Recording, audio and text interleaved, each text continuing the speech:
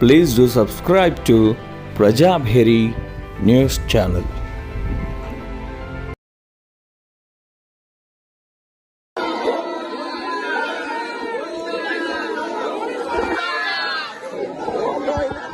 సత్వం కలిగినటువంటి జలములు కలిగినది విరజా నది వైకుంఠంలో ప్రవహించేది కనుక సాక్షాత్ విరజా నదిని ఆవాహన చేసి దాంట్లోకి సుదర్శన భగవాను ముందుగా చేర్చి ఆయనతో పాటు మనమంతా కూడా ఒక్కరొక్కరము దాంట్లోకి చేరి ఆ సుదర్శన భగవానుడి పాద తీర్థాన్ని మన శిరస్సును ధరించి